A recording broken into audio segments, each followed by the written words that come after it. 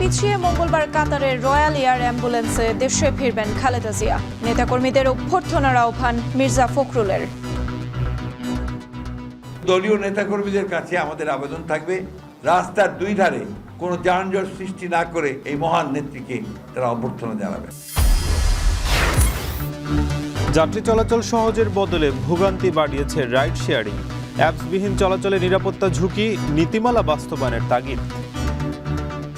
সেবার যে মানদণ্ডগুলি তাকে বলা হয়েছে সেটা দেখার জন্য যেই রেগুলেটরি বডির ওভারসাইটটা থাকার কথা নাই। সিরাজগঞ্জের হাটি কুমরুল ইন্টারচেঞ্জে বসছে অত্যাধুনিক প্রযুক্তি। রাজধানী থেকে যোগাযোগ সহজ হবে উত্তর ও দক্ষিণের 22 জেলায়। এবং টানা ইসরায়েলি অবরোধে দুর্ভিক্ষের কবলে গাজা। অর্থ থাকলেও খাবার নেই কোথাও। পশুখাদ্য ও পচা বাসি কুড়িয়ে খাচ্ছেন অনেকে।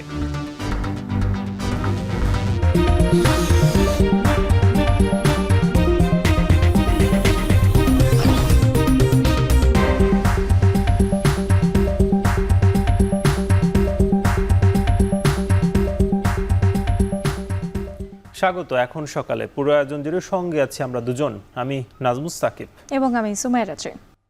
6 মে মঙ্গলবার দেশে ফিরবেন বিএনপি চেয়ারপারসন বেগম খালেদা জিয়া। তার ব্যক্তিগত চিকিৎসক ডাক্তার AZM জাহিদ এ তথ্য জানিয়েছেন।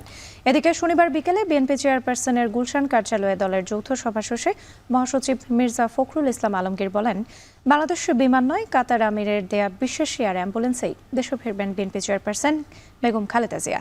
বলেন, এয়ার অ্যাম্বুলেন্সে পাওয়া নিয়ে অনিশ্চয়তা কেটে গেছে। যৌথ সভায় ঢাকা মহানগরের নেতৃবৃন্দের সাথে বসে শৃঙ্খলা বজায় রাখার নির্দেশনা দেওয়া হয়েছে। বিমানবন্দর এলাকার যানজট এড়াতে জনসাধারণকে এলিভেটেড এক্সপ্রেসওয়ে ব্যবহারের অনুরোধ জানান মির্জা ফখরুল।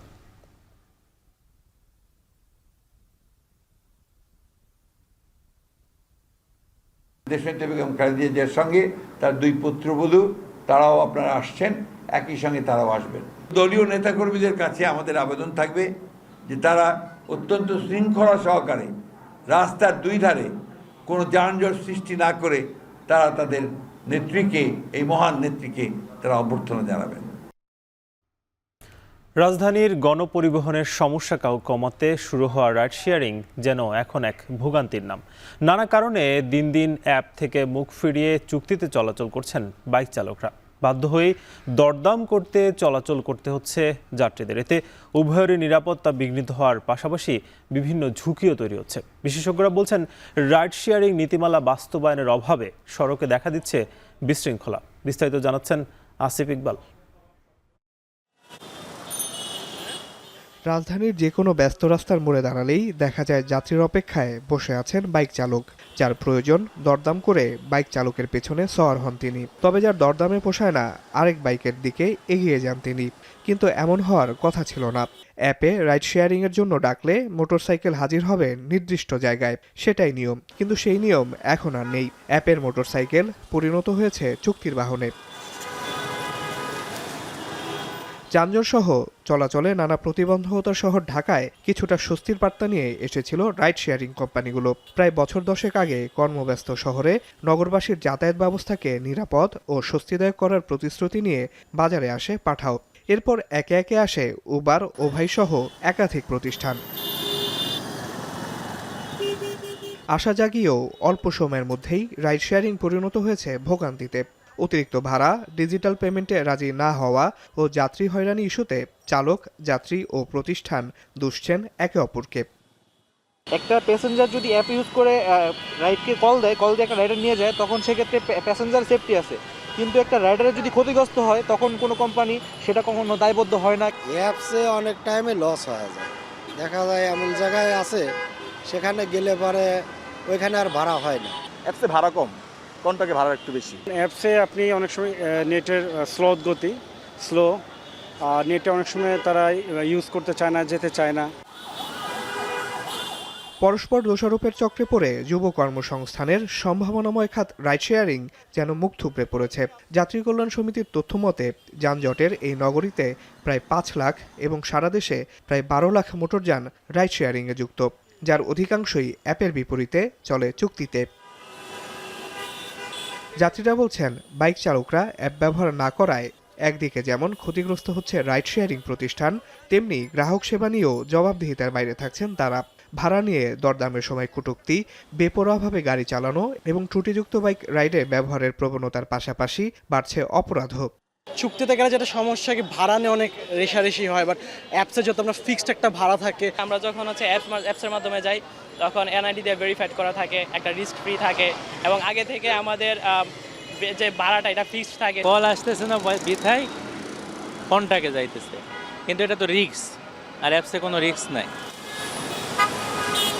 অ্যাপ ভিত্তিক যানবাহন শৃঙ্খলার মধ্যে আনতে 2017 সালে আইন হলেও বাস্তবায়ন হয়নি। গণপরিবহন বিশেষজ্ঞদের মতে এই খাতে এখনও ব্যাপক সম্ভাবনা রয়েছে। যারা এই রাইড শেয়ারের অনুমোদন দিয়েছেন, অনুমোদনটা পর্যন্তই তারা দায়িত্বটা পালন করেছেন, কিন্তু অভিভাবক হিসাবে তার সাথে চুক্তিবদ্ধ অবস্থায় যে শর্তগুলি আছে, সেবার যে মানদণ্ডগুলি তাকে বলা হয়েছে, সেটা দেখার জন্য যেই রেগুলেটরি বডির ওভারসাইটটা থাকার কথা নাই। নানা সমস্যায় জর্জরিত এই খাত সবচেয়ে বড় ধাক্কা খায় করোনা মহামারীর সময়, যার প্রভাব কাটেনি এখনও। বর্তমানে ওভাই, পিকমি ও সহজসহ 15টি নিবন্ধিত রাইড শেয়ারিং প্রতিষ্ঠান রয়েছে দেশে। এর মধ্যে অনেকে লাইসেন্স নিয়েও অবস্থা বিবেচনায় কার্যক্রম শুরু করেননি, আর বাকি প্রতিষ্ঠানগুলো বন্ধ হয়েছে লোকসানে। ফলে টিকে আছে মাত্র 2 থেকে 3টি প্রতিষ্ঠান। যখন থেকে রাইড শেয়ারিং সেবাটি অ্যাপস থেকে চুক্তিতে চলছে, তখন থেকে ভালো নেই যাত্রী, চালক, প্রতিষ্ঠান কেউই। সংশ্লিষ্টরা বলছেন এই সেবাটিকে কাঙ্ক্ষিত জায়গায় নিয়ে যেতে প্রয়োজন আইনের কঠোর প্রয়োগ আর সম্মিলিত উদ্যোগ। আসিফ ইকবাল খান, এখন, ঢাকা। দ্রুত এগিয়ে চলছে সিরাজগঞ্জের হাটিকুমরুল ইন্টারচেঞ্জের নির্মাণ কাজ। দেশের সর্বাধুনিক প্রযুক্তি নির্ভর এই প্রকল্প চালু হলে উত্তর ও দক্ষিণাঞ্চলের 22 জেলার সাথে রাজধানীর সড়ক যোগাযোগ যেমন সহজ হবে, তেমনি গতি পাবে ব্যবসা বাণিজ্যে, যার ইতিবাচক প্রভাব পড়বে জাতীয় অর্থনীতিতে। আগামী বছরের মার্চেই কাজ শেষের আশা প্রকল্প সংশ্লিষ্টদের। ইমরান শেখের ক্যামেরায় আরও জানাচ্ছেন রিফাত রহমান। উত্তরাঞ্চলের প্রবেশদ্বার সিরাজগঞ্জের হাটিকুমরুল গোলচত্বর। ঢাকা বগুড়া, ঢাকা রাজশাহী আর ঢাকা পাবনা মহাসড়কের সংযোগস্থল এটি। 2টি জাতীয় মহাসড়কের সংযোগস্থল এবং অন্তত 10টি স্থলবন্দরের সড়ক যোগাযোগের কেন্দ্র এই গুরুত্বপূর্ণ মোড়। আর এখানেই গড়ে উঠছে দেশের সবচেয়ে বড় ও আন্তর্জাতিক মানের হাটিকুমরুল ইন্টারচেঞ্জ। আলাদা 6টি র্যাম্প ও একটি গ্রাউন্ড রোড থাকবে ইন্টারচেঞ্জে। ঢাকামুখী ও উত্তর দক্ষিণমুখী যান চলবে আলাদা র্যাম্প দিয়ে, আর ধীরগতির যান চলবে নিচের গ্রাউন্ড রোডে। 743 কোটি টাকা ব্যয়ে প্রকল্পটি বাস্তবায়ন করছে চায়না রেলওয়ে ব্রিজ কর্পোরেশন। 2026 সালের মার্চেই কাজ শেষ করার লক্ষ্য প্রকৌশলীদের।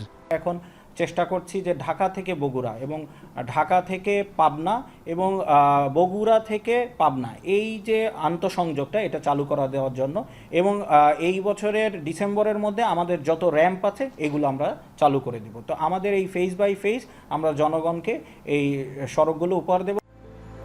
দেশের সড়ক যোগাযোগে প্রথমবারের মতো ইন্টেলিজেন্ট ট্রান্সপোর্ট সিস্টেম প্রযুক্তি ব্যবহার হচ্ছে এ প্রকল্পে। সড়ক দুর্ঘটনা কমাতে এবং যানবাহন নিয়ন্ত্রণে গুরুত্বপূর্ণ ভূমিকা রাখবে এই প্রযুক্তি।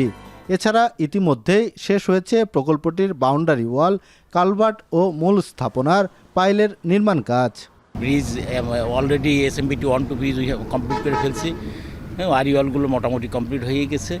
এখন আমাদের বিভিন্ন র্যাম যেমন র্যাম বি কমপ্লিট হয়ে গেছে, র্যাম এরও কমপ্লিট হওয়ার পথে। সবগুলো সেগমেন্টে কাজ একযোগে চলমান রয়েছে। আমাদের নির্ধারিত সময়ের মধ্যে কাজ শেষ করতে হবে, সেই লক্ষ্যেই আমরা কাজগুলো এগিয়ে নিয়ে যাচ্ছি। ইন্টারচেঞ্জটি সম্পূর্ণ নির্মাণ শেষ হলে বদলে যাবে উত্তর ও দক্ষিণ পশ্চিমাঞ্চলের যোগাযোগ ব্যবস্থা। কমবে যানজট, তৈরি হবে নতুন শিল্প কারখানা, বাড়বে কর্মসংস্থান। এই উত্তর অঞ্চলের যে যানজটগুলি হতো, বিশেষ করে আমাদের সিরাজগঞ্জের এই যমুনা সেতুর পরেই আপনার যে হাটিকুমরুলের যে যানজটটা হতো, এই যানজট থেকে মানুষ মুক্ত পাবে। পণ্য পরিবহনের যে বিষয়গুলো আছে, এগুলো যেহেতু 5টি বন্দর আছে, এই বন্দরগুলোতে খুব স্বল্প মূল্যে এবং স্বল্প সময়ের মধ্যে পণ্য পরিবহন পৌঁছানো সম্ভব। দ্রুতগতির বাস, ট্রাক এক লেনে চলাচল করবে। 3 হুইলার এবং মোটরসাইকেল সিএনজি এগুলো আর এক লেনে চলাচল করলে দুর্ঘটনার হারটা অনেক কমে যাবে এবং সাধারণত যে যানজটগুলো হয় এই যানজটগুলো অনেকাংশে নিয়ন্ত্রণ আসবে। 2023 সালে শুরু হওয়া হাটিকুমরুল ইন্টারচেঞ্জের নির্মাণ কাজের অগ্রগতি হয়েছে এরই মধ্যে 52%। নির্ধারিত সময়ে কাজ শেষ হলে দেশের অর্থনীতিতে যুক্ত হবে নতুন মাত্রা। রিফাত রহমান, এখন সিরাজগঞ্জ। ঢাকা নোয়াখালী রুটের বরাদ্দকৃত ট্রেন সুবর্ণচর এক্সপ্রেস চালুর দাবিতে নোয়াখালীর মাইজদি কোর্ট স্টেশনের সামনের রেলপথ অবরোধ করেছেন স্থানীয়রা। ফলে বন্ধ হয়ে পড়েছে ঢাকা নোয়াখালীর রেল যোগাযোগ। আটকা পড়েছে ঢাকাগামী আন্তনগর উপকূল এক্সপ্রেস। সেখানে রয়েছেন সহকর্মী নাসিম শুভ, যাব তার কাছে। শুভ, জানাবেন যে আর কত সময় রেলপথ অবরোধ থাকবে এবং স্থানীয় প্রশাসন কোনো উদ্যোগ নিয়েছে কিনা রেল চলাচল স্বাভাবিকের জন্য? কিন্তু আন্তনগর এক্সপ্রেস, উপকূল এক্সপ্রেস ট্রেন যেটি সপ্তাহে 7 দিনের মধ্যে 6 দিন চলাচল করে এবং এর বাইরে কিন্তু গত 2023 সালে নতুন একটি ট্রেন বরাদ্দ হয়েছিল নোয়াখালী রুটের জন্য, যেটির নাম দেওয়া হয়েছিল রেলওয়ের পক্ষ থেকে সুবর্ণচর এক্সপ্রেস। কিন্তু সেই সুবর্ণচর এক্সপ্রেস কোনো একটি অদৃশ্য কারণে কিন্তু চালু হওয়ার কথা থাকলেও চালু হয়নি। স্থানীয়রা বলছেন স্থানীয় যে বাস সিন্ডিকেট, বাস মালিকদের সিন্ডিকেট, তাদের দৌরাত্মের কারণে কিন্তু সেই ট্রেনটি চালু হতে পারেনি, যার কারণে কিন্তু এই রুটে যে যাত্রীরা তাদের প্রতিনিয়ত চলাচল করতে ভোগান্তি পেতে হচ্ছে। প্রতিদিন একবারই নোয়াখালী থেকে ঢাকা এবং ঢাকা থেকে নোয়াখালীতে ট্রেন চলাচল করে, বাকি পুরো সময় কিন্তু এই রুটে কোনো ট্রেন চলাচল করে না। নোয়াখালীবাসীর দীর্ঘদিনের যে দাবি নোয়াখালী রুটে নতুন করে আন্তনগর রেল চালু করা, সেই দাবিতে কিন্তু আজ সকাল 6টা 5 মিনিট থেকে নোয়াখালীর মাইজদি কোর্ট স্টেশনের সামনে রেলপথ অবরোধ করে রেখেছে স্থানীয়রা, যার ফলশ্রুতিতে কিন্তু আজ সকাল 6টায় নোয়াখালী স্টেশন থেকে ঢাকা অভিমুখী যে আন্তনগর উপকূল এক্সপ্রেস ট্রেন সেটি মাইজদি কোর্ট স্টেশনে এসে সেটি কিন্তু আটকা পড়েছে এবং এখানে প্রায় 5 শতাধিক যাত্রীও কিন্তু যারা ঢাকার উদ্দেশ্যে রওনা দিয়েছেন তারাও কিন্তু আটকা পড়েছেন। যারা এই রেলপথ অবরোধ করেছেন আমি তাদের সাথে কথা বলেছি, তারা বলেছেন নোয়াখালীবাসীর যে সুবর্ণচর এক্সপ্রেস সেটি কিন্তু দীর্ঘদিনের দাবি এবং সেই দাবির প্রেক্ষিতে 2023 সালে এই ট্রেনটি এই রুটের জন্য বরাদ্দ হলেও কোনো একটি অদৃশ্য শক্তির কারণে কিন্তু ট্রেনটি চলাচল বন্ধ হয়ে যায় এবং এই ট্রেনটি যাতে অতি দ্রুত এই রুটে বরাদ্দ দেওয়া হয় এবং চালু করা হয় সেজন্য কিন্তু তাদের এই অবরোধ। তারা এই অবরোধ থেকে হুঁশিয়ারি করে বলেছেন যদি তাদের এই দাবি না মেনে নেওয়া হয় আগামী 48 ঘন্টা পরে তারা আরো বৃহত্তর কর্মসূচি দেবেন এবং নোয়াখালী রুটে পরবর্তী যে আন্তনগর যে বরাদ্দকৃত ট্রেনটি সেটি চালু না হওয়া পর্যন্ত তারা লাগাতার কর্মসূচি দিতে পারেন বলে আমাদেরকে জানিয়েছেন। তো আমি কথা বলেছি এই স্টেশনে যিনি স্টেশন মাস্টার রয়েছেন তার সাথে, তিনি জানিয়েছেন স্থানীয়দের যে দাবি সেই দাবি কিন্তু তারা ইতিমধ্যেই তাদের ঊর্ধ্বতন কর্তৃপক্ষকে জানিয়েছেন এবং তারাও চাচ্ছেন যে এর একটি সুন্দর সমাধান হোক এবং সেই লক্ষ্যে কিন্তু তিনি ঊর্ধ্বতন কর্তৃপক্ষকে জানিয়েছেন এবং ঊর্ধ্বতন কর্তৃপক্ষ কিন্তু ইতিমধ্যে আশ্বাস দিয়েছেন যে এই রুটের জন্য যে বরাদ্দকৃত সুবর্ণচর এক্সপ্রেস ট্রেনটি সেটি অতি দ্রুতই চালু হবে। তো এখানে যারা অবরোধ করে রেখেছেন এবং যারা আন্দোলনকারী রয়েছেন তারা বলছেন নোয়াখালীবাসীর আসলে যেই দীর্ঘদিনের দাবি সেই ট্রেনটি যাতে চালু হয় এবং আজকে যে তাদের অবস্থান কর্মসূচি চলছে এই অবস্থান কর্মসূচির কারণে কিন্তু নোয়াখালী থেকে ঢাকা অভিমুখী যে উপকূল এক্সপ্রেস ট্রেন সেটি কিন্তু এখানে প্রায় ঘন্টাখানেক ইতিমধ্যেই আটকা পড়ে আছে এবং সেখানে যে প্রায় 5 শতাধিক যাত্রী রয়েছে তারাও কিন্তু তাদের গন্তব্যস্থলে যেতে পারছে না, তারাও কিন্তু আটকা পড়েছেন এবং ভোগান্তির মুখে পড়তে হয়েছে। তো তাদের এই ভোগান্তি নিরসনের জন্য তারা কিন্তু অবরোধকারী যারা রয়েছেন তাদেরকে বারবারই অনুরোধ করছেন এবং তারাও বলছেন যে তাদের দাবির সাথে এরাও আসলে একমত যে দ্রুত এই ট্রেনটি যাতে চালু হয়। নোয়াখালী থেকে এই ছিল আসলে আমার কাছে এখন অবধি পথ অবরোধের সব শেষ। নোয়াখালী থেকে নাসিম শুভ যুক্ত ছিলেন, জানাচ্ছিলেন রেলপথ অবরোধের খবর। এদিকে ঐতিহাসিক যশোর শতবর্ষী গাছগুলো এখন মৃত্যু ফাঁদে পরিণত হয়েছে। মৃত অর্ধমৃত গাছগুলো বিভিন্ন সময় ভেঙে পড়ে ঘটছে দুর্ঘটনা ও প্রাণহানির মতো ঘটনা। গত 5 বছরে গাছ ভেঙে অন্তত 12 জনের মৃত্যুও হয়েছে, আহত হয়েছেন আরও অনেকে। বিস্তারিত রিপন হোসেনের প্রতিবেদন, ছবি তুলেছেন এনামুল হক। যশোর রোড, যা উপমহাদেশের এক ঐতিহাসিক সড়ক। যশোর থেকে ভারতের পেট্রাপোল হয়ে কলকাতা পর্যন্ত গেছে সড়কটি। 1971-এর মহান মুক্তিযুদ্ধের সময় মুক্তিযোদ্ধা সহ হাজারো শরণার্থী এ সড়ক দিয়ে ভারতে পৌঁছায়। সড়কের দুধারে কালের সাক্ষী হয়ে দাঁড়িয়ে আছে 179 বছর বয়সী 3 শতাধিক শিশু গাছ। এছাড়া আরও রয়েছে বিভিন্ন প্রজাতির অন্তত 2500 বড় গাছ। মহাসড়কের ঝিকরগাছার মল্লিকপুর থেকে নাভারণের পুরাতন বাজার পর্যন্ত অন্তত 15টি শিশু গাছ সড়কের ওপর হেলে পড়েছে। এছাড়া আরও প্রায় 30টি মরা ও আধমরা গাছের নিচে দিয়ে ঝুঁকি নিয়ে চলাচল করছে স্থানীয়রা। গত 5 বছরে গাছ ভেঙে অন্তত 12 জনের মৃত্যু হয়েছে। এছাড়া আহত হয়েছেন আরও অনেকে। গাছ হেলে পড়ায় বিপরীত দিক থেকে আসা গাড়িকে সাইড না দিতে পারায় প্রায় ঘটছে দুর্ঘটনা।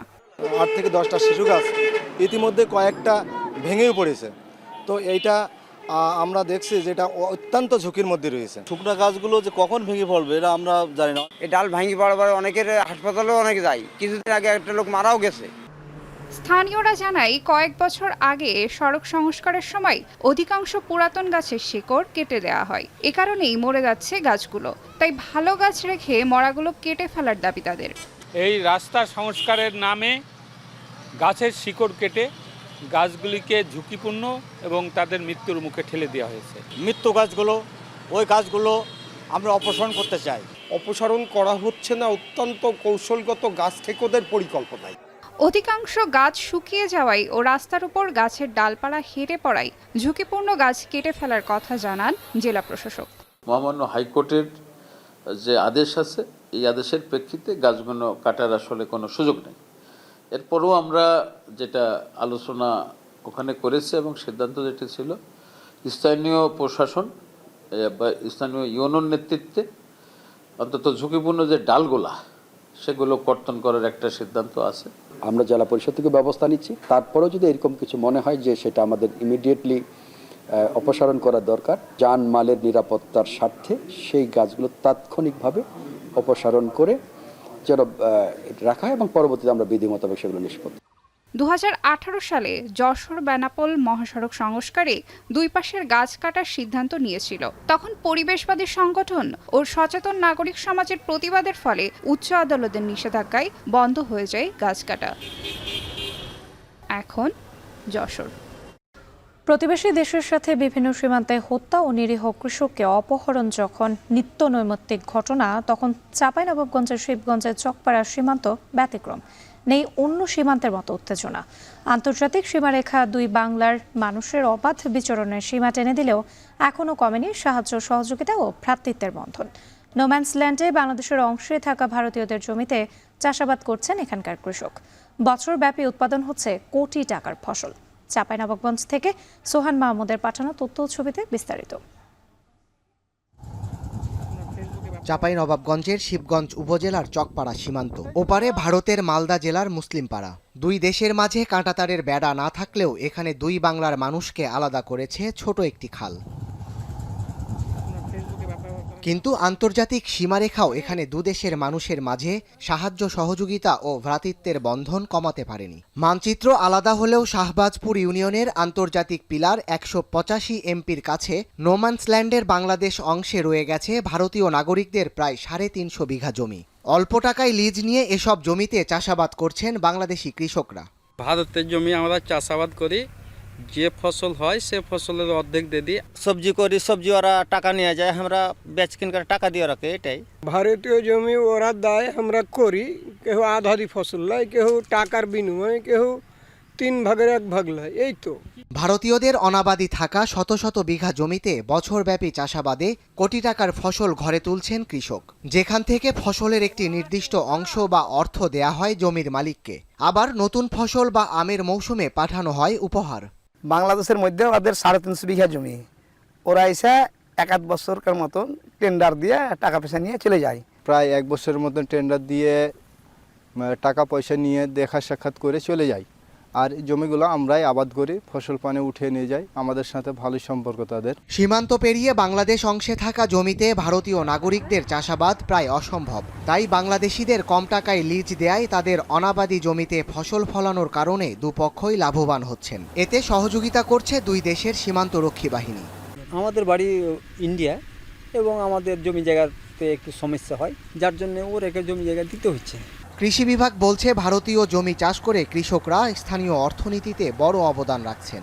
এখানে দুই পক্ষের কৃষকরাই করে, বাংলাদেশের কৃষক আছে, ভারতেরও আছে। তারা সমন্বয় করে সুন্দরভাবে চাষাবাদ করতেছে। এই করার ফলে যে এখান থেকে অর্থনৈতিক উন্নয়ন হচ্ছে, সেটি এলাকার অর্থনীতি অনেক উন্নত হবে। অন্য সীমান্তে যখন নানান কারণে উত্তেজনা বিরাজ করছে, তখন চকপাড়া সীমান্তে দুই দেশের সমন্বয়ে ফসল চাষাবাদে দুই বাংলার মানুষের মাঝের সুসম্পর্ক এক অনন্য উদাহরণ। এখন চাঁপাইনবাবগঞ্জ। এখন সকালে নিচ্ছি বিরতি, ফিরছে একটু পর, সাথেই থাকুন।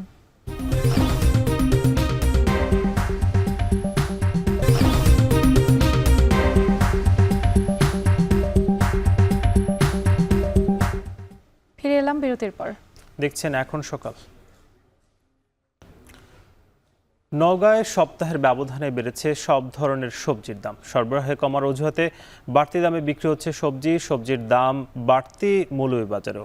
বেশি দাম বেড়েছে কাকরোলের। বিস্তারিত জানাতে নওগাঁ পৌর পাইকারি বাজার থেকে যুক্ত হচ্ছেন সহকর্মী আব্বাস আলী এবং মৌলভীবাজার থেকে সবজির আড়ত থেকে যুক্ত হবেন এম এ হামিদ। শুরুতেই যেতে চাই আব্বাসের কাছে। আব্বাস, জানাবেন যে নওগাঁয় সবজির দরদাম কেমন এবং কোনোটার দাম বেড়েছে কিনা? পাড়ায় ক্রেতাদের মাঝে বেশ অস্বস্তি বিরাজ করছে। যদি সবজির দামের কথা বলি, যে এখানে কচুরলতি এবং বেগুন বিক্রি হচ্ছে 60 টাকা কেজি, পটল বরবটি তরই বিক্রি হচ্ছে প্রকারভেদে 50 টাকা কেজি, শশা বিক্রি হচ্ছে 30 টাকা কেজি, করলার দাম বলা যায় যে কেজিতে 5 টাকা কমে এখন বিক্রি হচ্ছে 35 থেকে 40 টাকা কেজি, পেঁপে টমেটো বিক্রি হচ্ছে 35 টাকা কেজি, লাল শাক বিক্রি হচ্ছে 25 থেকে 30 টাকা কেজি। যেমনটি বললাম যে কাঁচামরিচ 10 টাকা কেজিতে বেড়ে এখন বিক্রি হচ্ছে 50 টাকা কেজি, ডাঁটা বাঁকুড়া বিক্রি হচ্ছে প্রতি পিসে 2 থেকে 3 টাকা পিস এবং লাউ বিক্রি হচ্ছে 25 টাকা পিস। যেহেতু এখন গ্রীষ্মকালে শাকসবজি উৎপাদন করতে গিয়ে কৃষকদের অনেকটা খরচ করতে হচ্ছে এবং পরিশ্রম করতে হচ্ছে। এছাড়া পোকামাকড়ের উপদ্রব কিছুটা বেড়েছে। বলা যায় যে সবজির উৎপাদন কম হওয়ার কারণে বাজারে সরবরাহ কমেছে এবং দাম কিছুটা বেড়েছে বলা যায়। আর এই পাইকারি বাজারে যদি সবজির দাম কমে বা বাড়ে, এর প্রভাব পড়ে খুচরা বাজারে। যেহেতু এখন এই পাইকারি বাজারে সবজির দাম বেশি, যার কারণে খুচরা বাজারেও চড়া দামে বিক্রি হচ্ছে এবং ক্রেতারা এই সবজি কিনতে গিয়ে অনেকটা অস্বস্তি প্রকাশ করছেন। তবে সবজির দাম আগামী প্রায় 20 থেকে 25 দিন পর কিছুটা কমার সম্ভাবনা রয়েছে বলে জানিয়েছেন ব্যবসায়ীরা। কারণ এখন যে পরিমাণ সবজির উৎপাদন হচ্ছে তা দিয়ে আসলে চাহিদা পূরণ করা সম্ভব হচ্ছে না। আগামী 20-25 দিন পর যখন সবজির সরবরাহ বাড়বে, তখন দাম কিছুটা কমে আসবে বলে জানিয়েছেন এখানকার কৃষক এবং ব্যবসায়ীরা। দাম কমে আসলে কৃষকদের মাঝে অনেকটা স্বস্তি ফিরে আসবে। তো বলা যায় যে সবজির উৎপাদন বাড়লে হাটে সরবরাহ বাড়বে এবং সবজির দাম কমে আসবে। বলা যায় যে গ্রীষ্মকালীন যে সবজির উৎপাদন হওয়ার কথা প্রায় 7,000 হেক্টর জমিতে লক্ষ্যমাত্রা নির্ধারণ করা হয়েছে, তার মধ্যে এখন প্রায় 3,500 হেক্টর জমিতে শাকসবজির উৎপাদন হচ্ছে। এই উৎপাদন কমে আসার কারণে দাম কিছুটা বেড়েছে। তো এই ছিল আমার কাছে শাকসবজির দাম নিয়ে সবশেষ। এবার একটু যেতে চাই মৌলভীবাজারে, সেখানে আছেন সহকর্মী হামিদ। আপনি জানাবেন যে এইখানে আসলে সবজির দরদাম কেমন দেখছেন, বিস্তারিত জানান। সাকিব, আমি দাঁড়িয়ে আছি কুসুমবাগ সবজির আড়তে, যেখানে দেখতে পাচ্ছেন আমার পিছনে কিন্তু প্রচুর পরিমাণে সবজি বেচা কিনা শুরু হয়েছে। এটা ভোর 5:30 থেকে 6টা থেকে শুরু হয় এবং দুপুর অবধি চলে। এখানে আমি অনেকের সাথে কথা বলেছি, ব্যবসায়ীদের সাথে কথা বলে জেনেছি যে সবজির দাম কিছুটা নাগালের মধ্যে তারা বলছেন পাইকারি বাজারে, কিন্তু খুচরা বাজার ঘুরে দেখা গেছে যে প্রতিটা সবজির দাম আগে যেখানে 30 থেকে 35 টাকা বিক্রি হতো, এখন সেখানে 60 থেকে 65 টাকা কেজিতে বিক্রি হচ্ছে। এখানে নতুন সবজি হিসাবে ফুলকপি এবং কাকরুল এসেছে। ফুলকপির দাম প্রতি কেজিতে 100 টাকা করে খুচরা পাইকারি বাজারে বিক্রি হচ্ছে এবং সেটা খুচরা বাজারে গিয়ে কিন্তু 150 টাকার উপরে চলে যাচ্ছে। অপরদিকে কাকরুল 75 থেকে 80 টাকা কেজিতে বিক্রি হচ্ছে এবং সেটা খুচরা বাজারে গিয়ে 30 থেকে 40 টাকা বেড়ে যাচ্ছে। এছাড়া অন্যান্য যে সবজিগুলো রয়েছে, বিশেষ করে ঝিঙ্গা, পটল, বেগুন বা অন্যান্য যে সবজিগুলো রয়েছে, প্রতিটি সবজি কিন্তু 40 থেকে 50 টাকা বা প্রকার ভেদে 60 টাকায় বিক্রি হচ্ছে। টমেটো, এলসি টমেটো যেগুলো রয়েছে সেগুলো খুচরা বাজারে বিক্রি হচ্ছে 32 থেকে 35 টাকার মধ্যে, কিন্তু সেগুলা পাইকারি বাজার খুচরা বাজারে গিয়ে সেগুলো কিন্তু দাম অনেক বৃদ্ধি পেয়েছে। এছাড়া ভ্যান নিয়ে যারা বের হয় তারা কিন্তু সবজির দাম অনেকটা দ্বিগুণ করে দিয়ে বাসা বাড়িতে বিক্রি করছে। এতে করে প্রশাসনের তদারকি না থাকার কারণে ভোক্তারা বলছেন যে সবজির দাম বৃদ্ধির দিকে যদি প্রশাসন সেদিকে নজর দিতে তাহলে হয়তো সবজির দাম নাগালের মধ্যে আসতো। এছাড়াও আমি কথা বলেছিলাম যারা পাইকারি বাজারে আড়তদার রয়েছে তাদের সাথে, তারা বলছেন যে এই মুহূর্তে যদিও সীমিত রয়েছে সবজির দামগুলো, কিন্তু আরো 15 দিন পরে যখন প্রচুর পরিমাণে বৃষ্টি হবে তখন সবজির দাম কিন্তু আরো বেশি বাড়বে। এবং এদিকে পেঁয়াজের বাজারেও কিন্তু যা দেখা দিয়েছে, প্রতি কেজি পেঁয়াজে 25 থেকে 30 টাকা বেড়ে গিয়েছে। এই ছিল আমার কাছে মৌলভীবাজার থেকে সবজি এবং পেঁয়াজ নিয়ে সবশেষ। ধন্যবাদ হামিদ। আমাদের সঙ্গে যুক্ত ছিলেন নওগাঁ থেকে এবং মৌলভীবাজার থেকে দুজন সহকর্মী, তারা জানাচ্ছিলেন যে সবজির বাজারের খোঁজ খবর। শেরপুরে দিন দিন শুকনো মরিচ উৎপাদনে আগ্রহ বাড়ছে কৃষকের। চলতি বছর লক্ষ্যমাত্রার তুলনায় 100 হেক্টর বেশি জমিতে মরিচের আবাদ হয়েছে এই জেলায়, যেখান থেকে উৎপাদন হবে 650 টন শুকনো মরিচ, যার বাজার মূল্য প্রায় 10 কোটি টাকা। শেরপুর থেকে জাহিদুল খান সৌরভের প্রতিবেদন। শেরপুর সদরের কামারেচর ইউনিয়নের প্রতিটি বাড়িতে চলছে মরিচ শুকানোর উৎসব। কৃষকের বাড়ি চালা থেকে উঠান সব জায়গাতেই মরিচ শুকানোর তোড়জোড়। কোথাও আবার সারি সারি মরিচের প্লট বিছে পরিচর্যায় ব্যস্ত নারী পুরুষ। কৃষকরা বলছেন কামারেচর বুক চিরে বয়ে গেছে দশানি ও পুরাতন ব্রহ্মপুত্র নদ। প্রতি বছর বন্যায় নদী এলাকার কৃষি জমিতে প্রচুর পলি পড়ে। বন্যার পর পানি কমে গেলে পলি পড়া সেই উর্বর জমিতে চাষ হয় শত শত টন মরিচ। প্রতি বছরের মতো এবারও জেলার সিংহভাগ মরিচ উৎপাদন হয়েছে এই চরাঞ্চলে।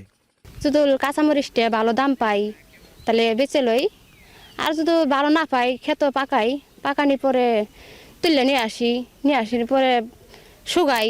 মরিচটারে পাকায়ে বাড়িতে নিয়ে আসে লাইরে দেই। লাইরে জুল ভালো রোদ থাকে 15 দিন লাগে, আর জুল ভালো রোদ না থাকে 1 মাস শুকাইতে। কাঁচামরিচ বিক্রির পাশাপাশি একটি বড় অংশ পাকানো হয় মাঠে। এরপর সেই মরিচ রোদে শুকিয়ে তৈরি করা হয় শুকনো মরিচ। মূলত চাহিদা বেশি থাকার কারণেই স্থানীয় চাষিরা প্রতি বছর শুকনো মরিচের উৎপাদন বাড়িয়েছেন। এদিকে বর্তমান বাজারে কাঁচা মরিচের দাম কিছুটা কম থাকায় শুকনো মরিচ উৎপাদনে ঝুঁকছেন চাষিরা। দেখা যায় 1 মণ কাঁচামরিচ যদি বিক্রি করি 800 থেকে 1000 সর্বোচ্চ দাম পাই, আর যখনই আমরা এটাকে শুকিয়ে বিক্রি করি ওইটার দাম 8000 থেকে 10000 টাকা হয়ে যায়। এটা আমাদের জন্য আসলে অনেক উপকারী এবং দামও পাই বেশি, আমাদের ফসল উৎপাদনের সুযোগ সুবিধাটা বেশি পেয়ে থাকি। বিঘাপতি 30 থেকে 35 হাজার টাকা খরচ হয়েছে এবং আমরা আশা করতেছি যদি দাম ভালো থাকে তাহলে 70 থেকে 75 হাজার টাকা আমরা বিঘাপতি বিক্রি করতে পারবো। কৃষি বিভাগ বলছে চলতি বছর জেলায় 1100 হেক্টর জমিতে মরিচ উৎপাদনে লক্ষ্যমাত্রা ধরা হয়। তবে এবারও লক্ষ্যমাত্রার তুলনায় 100 হেক্টর বেশি জমিতে মরিচের চাষ হয়েছে, যেখানে হেক্টর প্রতি গড় ফলন প্রায় 3 টন, যার বাজার মূল্য প্রায় 10 কোটি টাকা। এই মরিচ চাষে আমাদের কৃষকদেরকে আমরা প্রয়োজনীয় প্রশিক্ষণ প্রদান করে দিই, পাশাপাশি তাদেরকে পরামর্শ প্রদান করি। এতে করে মরিচ চাষিরা লাভবান হচ্ছে। আমাদের শেরপুর সদর উপজেলায় বেশিরভাগ চরাঞ্চলের জমিতে আমাদের এই মরিচ চাষগুলো হয়ে থাকে। গেল বছর এই জেলায় 1094 হেক্টর জমিতে মরিচের আবাদ হয়, যেখান থেকে তৈরি করা হয় 2190 টন শুকনো মরিচ, যেখান থেকে বাণিজ্য হয় 9 কোটি টাকার। কৃষকরা বলছেন উন্নত জাতের বীজ এবং কৃষি অফিসে নিয়মিত পরামর্শ পেলে একদিকে যেমন বাড়বে মরিচের উৎপাদন, অন্যদিকে কমবে বিদেশ থেকে আমদানি নির্ভরতা। এছাড়া ন্যায্য দাম পেলে লাভবান হবে প্রান্তিক অঞ্চলের কৃষক। জাহিদুল খান সৌরভ, এখন শেরপুর। এখন সকালে নিচ্ছে আরও একটা বিরতি, ফিরছে একটু পর।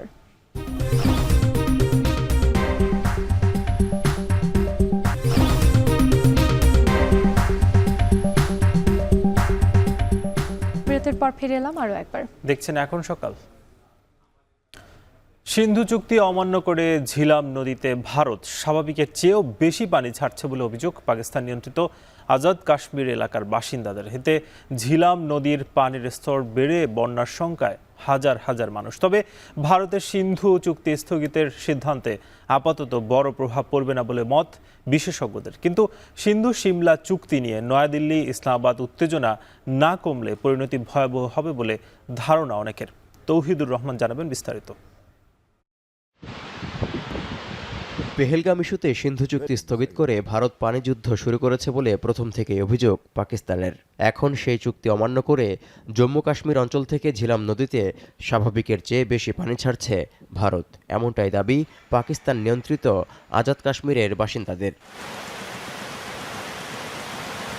কোনো ধরনের আগাম বার্তা ছাড়া মাঝে মধ্যেই ভারত পানি ছেড়ে দেয় আজাদ কাশ্মীরের মুজাফফরাবাদের ঝিলাম নদীর তীরে বাড়ছে পানির স্তর।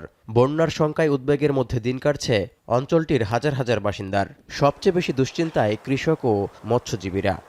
When India released the water, the river rose by 8 to 10 feet. There is a lot of fear and uncertainty, especially after hearing reports that more water could be released without any warning. I crossed the river to fish and sell it locally, just enough to get by. Last week I set my nets, but 2 days later a sudden 10-foot surge of water hit. By the time I returned, the nets were gone. I suffered heavy losses.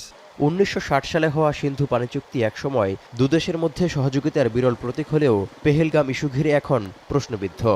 যতই হুমকি ধামকি দিক, একতরফাভাবে সিন্ধু চুক্তি বাতিলের এখতিয়ার নেই ভারতের, এমনটাই মনে করেন আজাদ কাশ্মীরের সাবেক প্রধানমন্ত্রী রাজা মোহাম্মদ ফারুক হায়দার খান। It's not between only India and Pakistan. World Bank is there. Articles of that agreement is concerned that no one, either India or Pakistan, can walk away from this.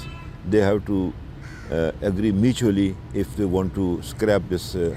অতীত ইতিহাস থেকে দেখা যায় 1965, 1971 এবং 1999 সালে ভারত পাকিস্তান যুদ্ধে জড়ালেও বহাল ছিল সিন্ধু চুক্তি। 2016 সালে কাশ্মীরে সন্ত্রাসী হামলার পর সিন্ধু চুক্তি ঘিরে ভারত উত্তাপ ছড়াতে শুরু করে বলে দাবি পাকিস্তানের। তখন পানি সরবরাহ ব্যাহত করে পাকিস্তানকে সন্ত্রাসবাদী কর্মকাণ্ডের জন্য শাস্তির হুমকি দিয়েছিলেন প্রধানমন্ত্রী নরেন্দ্র মোদী। বলেছিলেন রক্ত এবং পানি একসাথে প্রবাহিত হতে পারে না। পরে 2023 সালে ইসলামাবাদকে একটি নোটিশও পাঠায় নয়াদিল্লি। এসব দিক বিবেচনায় বিশেষজ্ঞরা মনে করছেন 22 এপ্রিল পেহেলগাম ইস্যুতে হুট করেই সিন্ধু চুক্তি স্থগিতের সিদ্ধান্ত নেয়নি ভারত, এটি পূর্ব পরিকল্পিত। In 2023, India had sent a formal notice to Pakistan calling for the treaty to be reviewed and modified. And Pakistan has also raised various complaints and allegations accusing of India of trying to shift the water flows upstream through hydroelectric power projects along the Jhelum and Chenab rivers. So this is not something which has come out of nowhere. There had been pre-existing tensions that have been leading up to this point. সিন্ধু চুক্তি স্থগিত করার বর্তমান সিদ্ধান্তে তাৎক্ষণিকভাবে বড় প্রভাব পড়বে না বলে মনে করছেন অনেকেই। তবে ভারতের সিন্ধু চুক্তি স্থগিতের ঘোষণা যেমন উত্তাপ ছড়িয়েছে, তেমনি পাকিস্তান 1972 সালে হওয়া সিমলা শান্তি চুক্তি বাতিলের হুমকি দিয়েও উত্তেজনার পারদ বাড়িয়েছে বলে মনে করছেন বিশেষজ্ঞরা। These are clearly crossing red lines, whether it be the suspension of the Indus Water Treaty, whether it be the Shimla Agreement. I think it definitely raises the stakes and tensions between both countries. চুক্তির মাধ্যমে সিন্ধু অববাহিকার পূর্বাঞ্চলীয় 3টি নদী রাভি, বিয়াস ও শতদ্রুর পানি ব্যবহারের অনুমতি পায় ভারত। অন্যদিকে পশ্চিমাঞ্চলের 3টি নদ নদী সিন্ধু, ঝিমলা ও চেনেবারের পানি পায় পাকিস্তান, যার উপর পাকিস্তানের 80% সেচ ও কৃষি নির্ভরশীল। তৌহিদুর রহমান, এখন বিশ্ব। গাজায় শনিবার রাতভর ইসরায়েলি হামলায় 3 নবজাতক সহ প্রাণ গেছে অন্তত 39 জন ফিলিস্তিনের। উপত্যকাটির সীমান্তে শুকনো খাবার, পানি, ওষুধ বোঝাই অনেক ট্রাক আটকে রেখেছে ইসরায়েলি সেনাবাহিনী। আল জাজিরার তথ্য বলছে 2 মাসের বেশি সময় ধরে গাজায় ত্রাণ প্রবেশ করতে না দেয়ায় অনাহারে এখন পর্যন্ত প্রাণ গেছে 57 ফিলিস্তিনের। এদিকে হামাসের বিরুদ্ধে অভিযানের তীব্রতা বাড়াতে কয়েক হাজার রিজার্ভ সৈন্যকে প্রস্তুত থাকার নির্দেশ দিয়েছে ইসরায়েলি সেনাবাহিনী। আইডিএফ জানায় আগামী কয়েক সপ্তাহের মধ্যে এই রিজার্ভ সৈন্য দলকে বিভিন্ন সেক্টরের দায়িত্বে নিয়োগ দেওয়া হবে। অন্যদিকে শনিবার রাতে ইসরায়েলের রাজধানী তেল আবিবে সরকার বিরোধী বিক্ষোভ অনুষ্ঠিত হয়েছে। এ সময় প্রতিরক্ষা দপ্তর ঘেরাও করেন বিক্ষোভকারীরা। তাদের অভিযোগ, জিম্মিদের ফিরিয়ে আনার বদলে হামাসের সঙ্গে যুদ্ধ জিইয়ে রাখতে চায় বর্তমান প্রশাসন।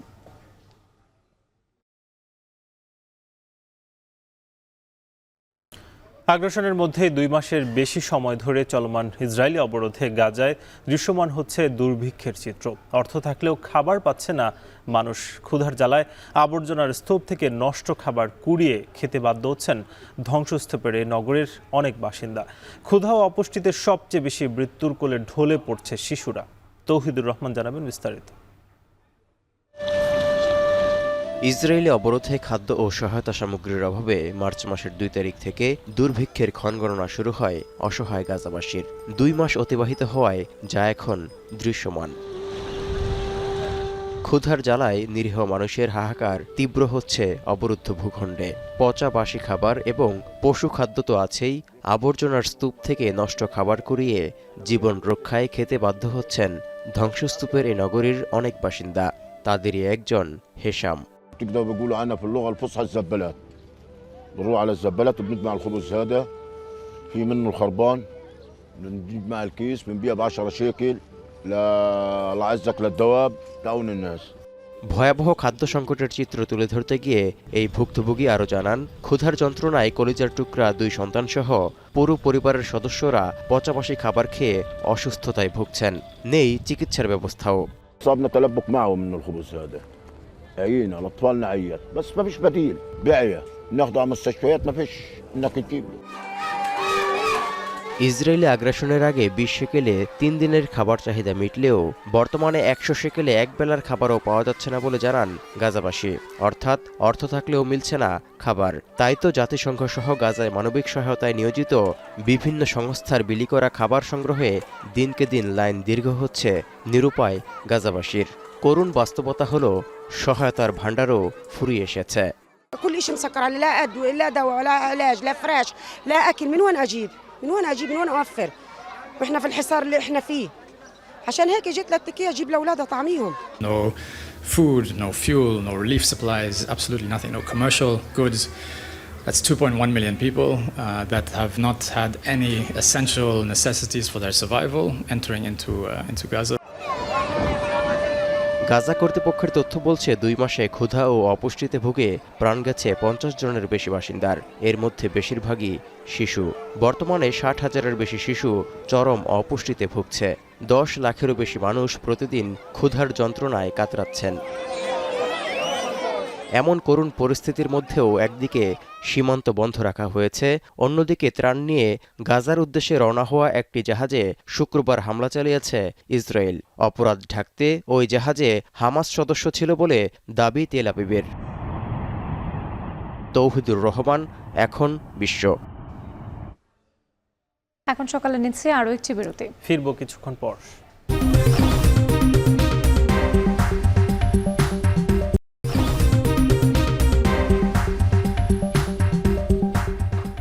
বিরতির পর আবারও স্বাগত।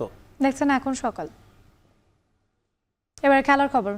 দেশের 2টি সুইমিং কমপ্লেক্স থাকলেও ব্যবহার হয় একটি। এনএসসির তত্ত্বাবধানে থাকা পল্টনের সুইমিং কমপ্লেক্সে 2 দর্শক অকেজ পানি শোধন যন্ত্র। তবে মিরপুরের জাতীয় সুইমিং কমপ্লেক্সে আধুনিক সুযোগ সুবিধা থাকলেও নেই ইলেকট্রিক স্কোরবোর্ড। সেজন্য আন্তর্জাতিক টুর্নামেন্ট আয়োজনে ব্যর্থ হচ্ছে বাংলাদেশ। যদিও ফেডারেশন বলছে জাতীয় সুইমিং কমপ্লেক্সে চলছে ইলেকট্রিক স্কোরবোর্ডের কাজ। শিগগিরই এই ভেন্যু প্রস্তুত হবে আন্তর্জাতিক ম্যাচ আয়োজনের। ব্যাকটা জানাচ্ছেন তাসওয়ার নাফি। জীর্ণশীর্ণ দেয়াল, ভাঙাচোরা অবকাঠামো, বাইরে থেকে দেখে মনে হবে কোনো পরিত্যক্ত ভবন। তবে এটি বাংলাদেশের প্রথম সুইমিং কমপ্লেক্স। এখন অনেকটা অবহেলা অযত্নে পড়ে আছে পল্টনের এই সুইমিং কমপ্লেক্সটি। হয় না কোনো জাতীয় কিংবা আন্তর্জাতিক ইভেন্ট। এছাড়া 2 দশক ধরে অকেজ হয়ে আছে পানি শোধনের যন্ত্রটিও। এটার মধ্যে যেমন আপনার বয়েলিং সিস্টেম নাই, পানি গরম করার, আরেকটা হলো ফিল্টারেশন প্ল্যান্ট নাই। তো এখন এই 2টা জিনিস যদি আমরা করতে যাই, বিশেষ করে ফিল্টারেশন প্ল্যান্ট অনেক ব্যয়বহুল একটা বিষয়। তো এখন সেই ক্ষেত্রে আমি অনুরোধ করব জাতীয় ক্রীড়া পরিষদের প্রপার্টি যেহেতু, ওনাদের যদি সেই সামর্থ্য থেকে থাকেন, আমি অনুরোধ করব যে অন্তত ফিল্টারেশন প্ল্যান্টটা যেন এখানে তৈরি হয়। স্কুল লেভেলের যারা যেই গার্ডিয়ানরা যারা তাদের ছেলে মেয়েদেরকে পাঠাচ্ছে, এখান থেকে কিন্তু আমরা অনেক বেটার সাঁতারু পেতে পারি, কিন্তু বাট সেই সাপোর্টটা আমরা দিতে পারছি না পানির কারণে। এতক্ষণ পর্দায় আপনারা যে সুইমিং কমপ্লেক্সটি দেখছিলেন সেটি বাংলাদেশের সব থেকে পুরনো সুইমিং কমপ্লেক্স। তবে বর্তমানে সেখানে কোনো খেলা না হলেও মিরপুরের এই ন্যাশনাল সুইমিং কমপ্লেক্সটিতে আন্তর্জাতিক খেলা আয়োজন সম্ভব বলছেন ফেডারেশনের কর্তারা। এটাই একমাত্র ইন্টারন্যাশনাল যদি কোনো আমরা প্রতিযোগিতা করতে চাই, সেক্ষেত্রে আমাদের একটাই মানে ল্যাকিংস, সেটা হচ্ছে আমাদের ইলেকট্রনিক স্কোরবোর্ড। তো ইলেকট্রনিক স্কোরবোর্ডটা যদি আমাদের ঠিক হয়ে যায়, আমরা এখানে ইন্টারন্যাশনাল কম্পিটিশনও করতে পারবো। দেশের সাঁতার নিয়ে বর্তমান ফেডারেশনের কর্তাদের রয়েছে বিস্তর পরিকল্পনা। এছাড়া নারী সাঁতারও বের করে আনার জন্য বিশেষ কর্মপরিকল্পনা রয়েছে সাঁতার ফেডারেশনের। যেহেতু সুইমিংয়ের একটা বিষয় আছে যে অন্য খেলার সাথে সুইমিংয়ের একটু ডিফারেন্ট আছে পোশাকের বিষয়টা, তো আমার মনে হয় যে এই বিষয়গুলো যদি একটু সবাই পজিটিভলি দেখে এবং মেয়েদেরকে যদি আমরা আর্থিকভাবে নিরাপত্তা দিতে পারি সুইমিং থেকে, সেক্ষেত্রে আমার মনে হয় যে আরও মেয়েরা এগিয়ে আসবে। সাঁতারের অবকাঠামো সহ সুযোগ সুবিধা এবং আর্থিক নিরাপত্তা বাড়াতে পারলে আন্তর্জাতিক পর্যায়েও এই খেলা থেকে পদক জয় সম্ভব বলছেন সংশ্লিষ্টরা। তাসওয়ান নাফি, এখন, ঢাকা। শেষ করছি এখন সকাল। তবে তার আগে জানাবো শিরোনামগুলো আরও একবার। একদিন পিছিয়ে মঙ্গলবার কাতারের রয়্যাল এয়ার অ্যাম্বুলেন্সে দেশে ফিরবেন খালেদা জিয়া। নেতাকর্মীদের অভ্যর্থনার আহ্বান মির্জা ফখরুলের। দলীয় নেতাকর্মীদের কাছে আমাদের আবেদন থাকবে, রাস্তার দুই ধারে কোনো যানজট সৃষ্টি না করে এই মহান নেত্রীকে তারা অভ্যর্থনা জানাবে। যাত্রী চলাচল সহজের বদলে ভোগান্তি বাড়িয়েছে রাইড শেয়ারিং। অ্যাপসবিহীন চলাচলে নিরাপত্তা ঝুঁকি, নীতিমালা বাস্তবায়নের তাগিদ। সেবার যেই মানদণ্ডগুলি তাকে বলা হয়েছে সেটা দেখার জন্য যেই রেগুলেটরি বডির ওভারসাইটটা থাকার কথা নাই। সিরাজগঞ্জের হাটিকুমরুল ইন্টারচেঞ্জে বসছে অত্যাধুনিক প্রযুক্তি। রাজধানী থেকে যোগাযোগ সহজ হবে উত্তর ও দক্ষিণের 22 জেলায়।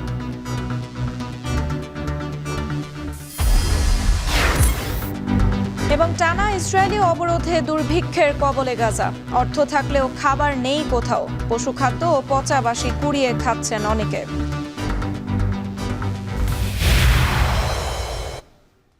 এই ছিল এখন সকালের আয়োজন। এখন টেলিভিশন ওয়েবসাইটে দেখুন এখন.tv। ফেসবুকে দেখতে ভিজিট করুন facebook.com/tv.এখন এবং ইউটিউবে এখন টেলিভিশন দেখতে ভিজিট করুন youtube.com/c/echontv।